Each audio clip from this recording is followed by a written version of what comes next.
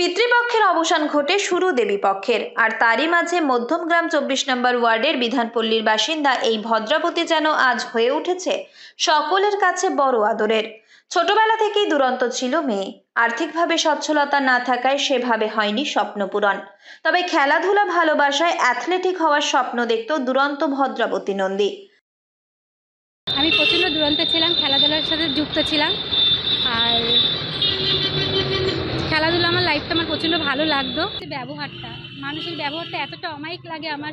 আমি যখন ডিউটি করি, যাদের ভালোবাসা পেয়ে আমি আজকে এখানটা এসেছি, ভালোবাসা নিয়ে আমি থাকতে চাই।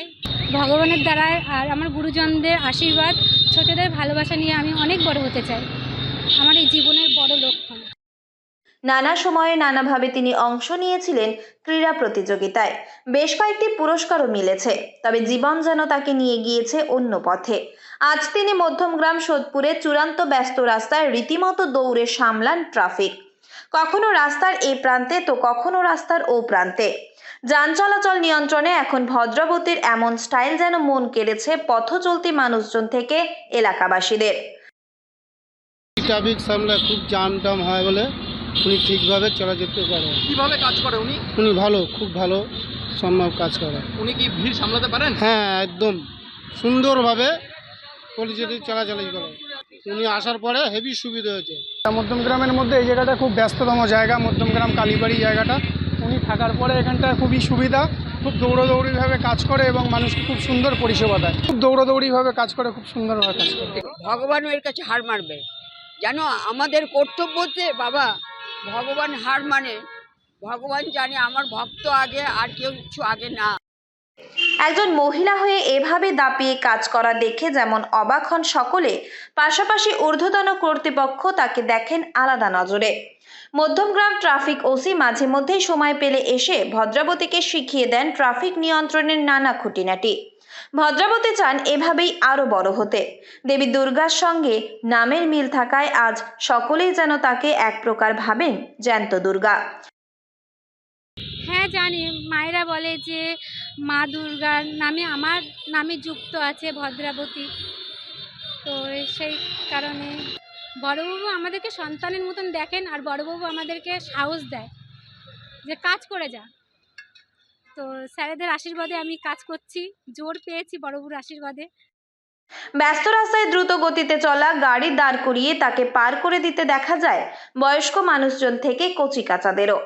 এই যান নিয়ন্ত্রণের কাজই যেন আজ এই মহিলা ট্রাফিক কর্মীর কাছে বড় ভালোবাসার। পথ চলতি মানুষজন যাতে কোনো রকম ভাবেই দুর্ঘটনার সম্মুখীন না হয়, তার জন্যই দৌড়ে প্রখর গরম হোক বা বৃষ্টি, 365 দিনই একই ভূমিকায় দেখা যায় ভদ্রাবতীকে। সংসার সামলে স্বল্প মাইনার এই ট্রাফিকের কাজে যেন তার কিছুটা হলেও পূরণ হচ্ছে স্বপ্ন। সদা হাস্যময়ী এই মহিলা ট্রাফিক কর্মীকে রাস্তায় না দেখতে পেলে যেন স্থানীয় মানুষজন হন চিন্তিত।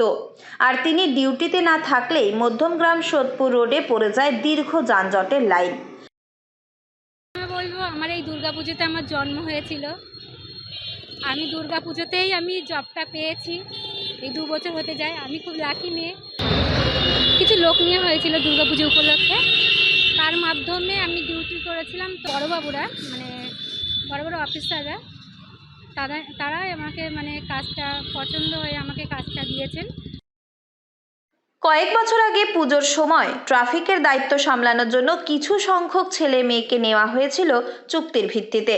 সেই কাজেই নিজের দক্ষতা দেখিয়ে নজর কাড়েন ভদ্রাবতী।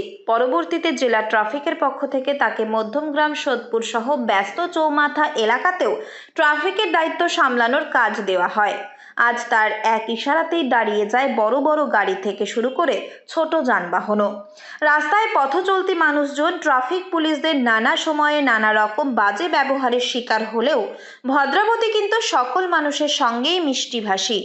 উত্তর 24 পরগনা থেকে রুদ্র নারায়ণ রায়ের রিপোর্ট, লোকাল 18 বাংলা।